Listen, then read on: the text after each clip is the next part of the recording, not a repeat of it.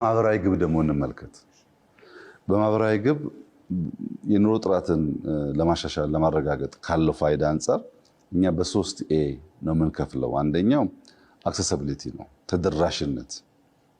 ቀደም የሲኤምሲ እንዳነሳሁት ቤት ሊሆን ይችላል፣ መስሪያ ቦታ ሊሆን ይችላል፣ ትራንስፖርት ሊሆን ይችላል። አንድ ሰው የሚፈልገውን ነገር በሚያውቀው ርቀት ቀድሞ በታወቀ በሚገመት ሰዓት ውስጥ የማግኘት አቅሙን ማሳደግ ነው። ይሄ በትምህርት ቤት፣ በጤና፣ በሱፐርማርኬት፣ በሞሎች፣ በሁሉም ሰርቪሶች እያደገ መሄድ ያለበት ነገር ነው። ሁለተኛው ደግሞ አፎርደቢሊቲ ነው።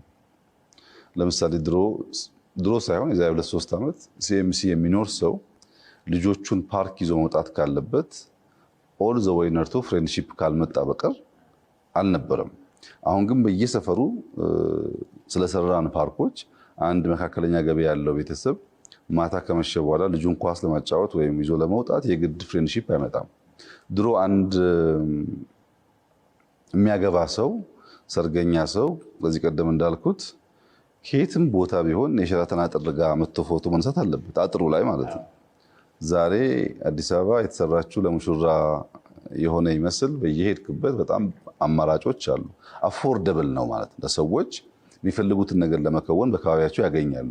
ለምሳሌ የኳስ መጫወቻ ትናንሽ ስታዲየሞችን የወሰድክ እንደሆነ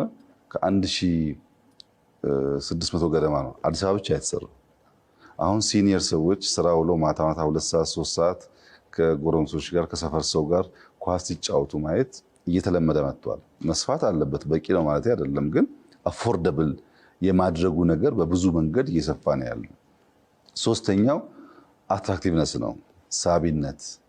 ሰው አይቶ ዋው ንጹህ ናችሁ፣ ኦርደርሊ ነው ከተማው ይላል። ከምን? አንደኛው ከቀለም ኮድ ነው። ቀለም ዝብርቅ ያለበት ከተማ ወይም ቤት ውስጥ ከ3 ከለር በላይ ቀለም የተቀባ ቤት ውስጥ ብትገባ ሳታቆይ የቆየ የመረበሽ ራስ የማመም ነገር አለው። ብዙ አይነት ቀለሞች ቡራቡሬ ሲሆኑ ያውካሉ። ቀለም ብቻ ደግሞ ሳይሆን ጥራት፣ ኤስቴቲኩ፣ እያንዳንዱ ተች፣ እያንዳንዱ የምታየው ነገር ፕሮፐርሊ የተሰራ መሆኑ፣ ብርሃን፣ ለብርሃን የምንሰጠው ቦታ ከፍ ያለ መሆን አለበት። ጨለማ ሁሌም ያስፈራል። ጨለማ ስለ እያንዳንዱ እርምጃ እጅጉን ኮንሽስ ሆነ እንድትሄድ እንድትጨነቅ ያደርጋል።